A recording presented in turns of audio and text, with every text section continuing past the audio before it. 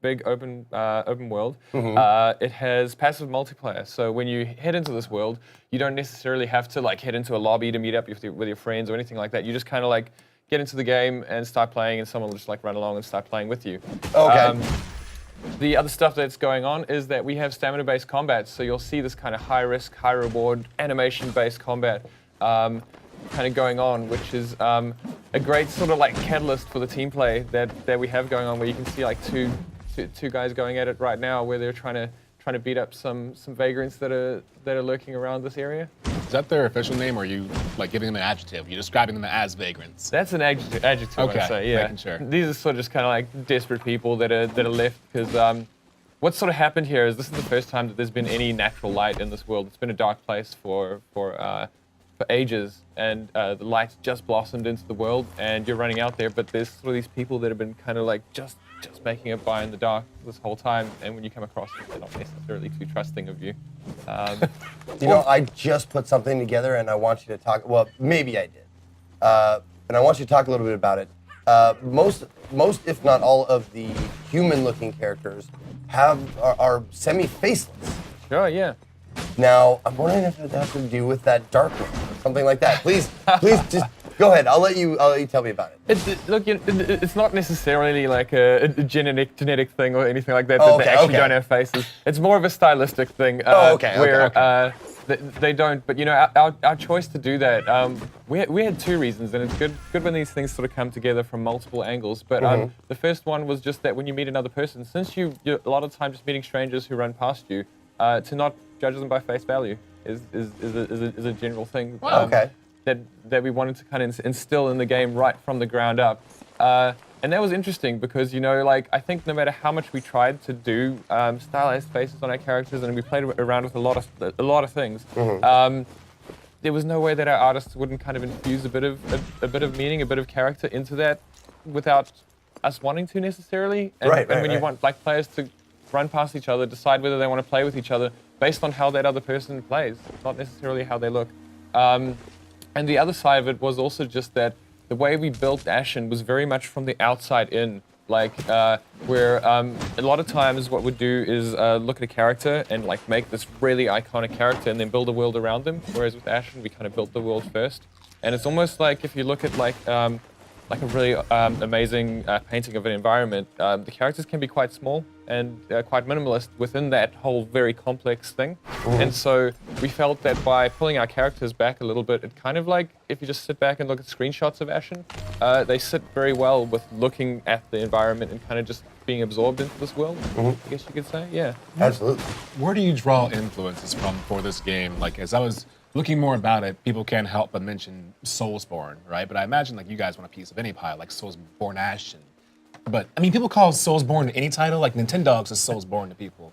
But when you look at a game like this, what influences did you draw to create this? There are so many, you know, like certainly Journey was a big influence just Great from game. those like absolutely genuine experiences that you had from like somebody moving past you in a natural way, choosing whether you want to hang out with them or not, and then just like real life. Yeah, exactly like real life. So that was definitely a big thing for us. Super Brothers Sword and Sorcery is an amazing influence just for their amazing art style and kind of looking at what's achievable in this medium of games, you know, like and where we can take the look of a thing. Certainly looking at things like Dark Souls, like, you know, they've absolutely like pioneered this genre of stamina-based combat. So to even be compared to them in any way, to be honest, is humbling, which is amazing for us. Speaking to the story, which is one of my, like, I love a good story and I like games that have lore and that kind of stuff. How does the lore and the story get revealed to the player? Sure. So what we would have seen before this area that we're in now, you would actually see, you would start out in a dark world without any light, and you move towards this mountain on the horizon, which is exploding. And so as you get closer to it, it explodes and you fall down, you land in this area. Okay. And so essentially what that is a phoenix myth, where in ages past there was a phoenix that kind of landed in the area of the universe where you are, but it was dying. It was kind of taking its last dying breaths. And in its last few breaths, those were the first 3 ages of light in the world, but it breathed those breaths and then it died. and that's where the world has been in this like many eras of darkness since then. So people have kind of like learned to survive in this kind of very brutal world. But when you start this game, it's just as the Phoenix is starting to be reborn, so it's kind of getting reborn out of the ash that is this world. And your job is to try and find it, try and protect it from forces of the dark that are probably actually trying to revert the world to what its natural state would be. Okay. If all things being fair. But for you as a human in this world, like the light is very valuable, so you want to protect it. Okay. What are we thinking about as far as variety in apparel, armor, weaponry, and things like that? How deep does it go? There's a ton of stuff that you can do. I mean, like, you know, particularly like looking at weaponry, for example, one of the big things for us is that players should be able to choose a weapon that feels good to them. So, like, there are a ton of weapons that just have different animation types. There's, you know, whether it's that they're sort of role-playing something that you get more of a drunken master sort of feel to it, or if it's a weapon that lets you like hit stuff and do backflips, like kind of meshed into the whole attack sequence, or if it's just like a giant club that you want to like hammer away at things. There's a ton of stuff there, as well as like, I mean, armors and things like that. Just how players customize themselves is so important. You have like fisticuffs, right? Like Cesta and things like that? We don't necessarily, actually. So like an interesting thing we did right at the start, and I suppose that it's similar to like removing the faces for us, was that we made it that they're like, we just decided day one, we're not putting swords in this game. And that was literally because we just didn't want to go to the absolute go-to. We wanted to make sure that our designers had to be original in the sort of the shapes that our animators are making as they're animating things. They couldn't do sort of the tried and true stuff that they actually needed to think about it. So we've got a lot of spears, a lot of axes, and a lot of clubs in the game. And those three kind of weapon types are very varied as well. That, like, you know, some of the clubs might not necessarily look 100% like clubs to you, but that's kind of the archetypes that we've gone for.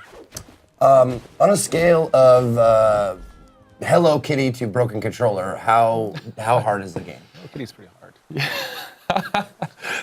It's a good question though, because we get a lot of questions, like particularly relating to Dark Souls and like Souls-like stuff, and it's like, is it at that level of difficulty? And my answer is a little bit complex for this, because the game has been designed from the ground up for co-op. Everything is balanced for co-op, and you playing with another person. Like, just as you can see here, they're going into a dungeon, someone else is joining him in there. So there's not necessarily, if you play it by yourself, it's probably even slightly harder than those games.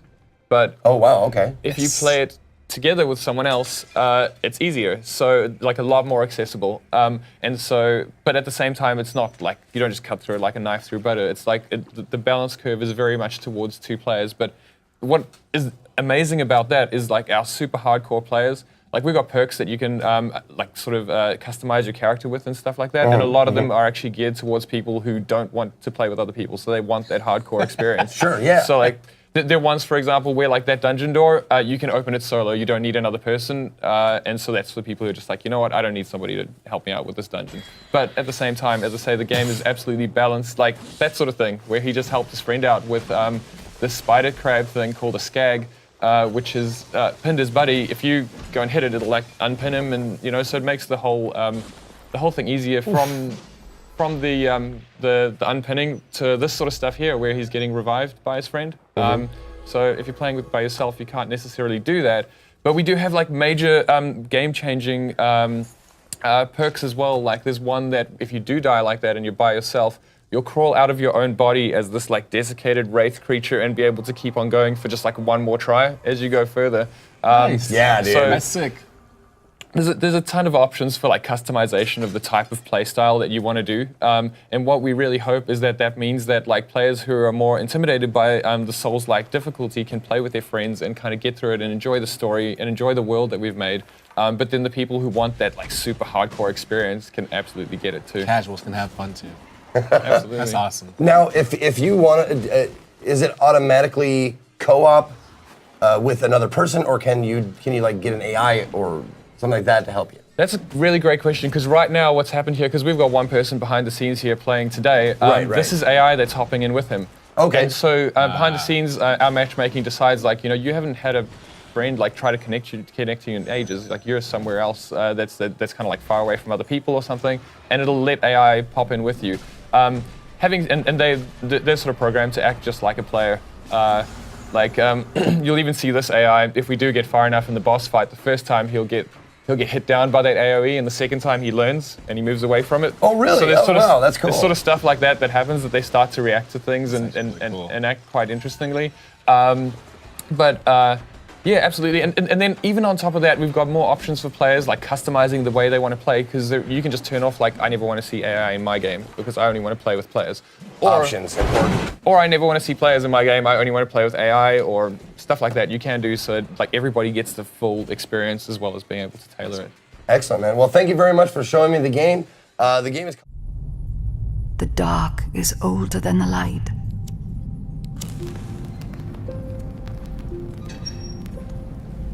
At last a day dawned, and we rose with this first light.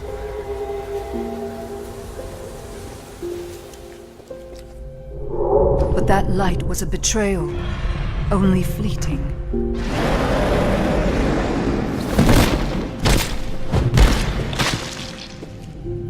In its wake, the night returned to claim us.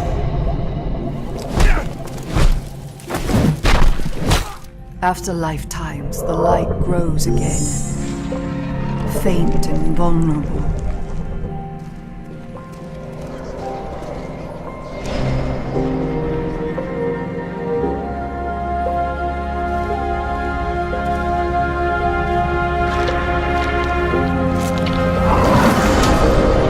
We will live in the new light rather than just survive in the dark.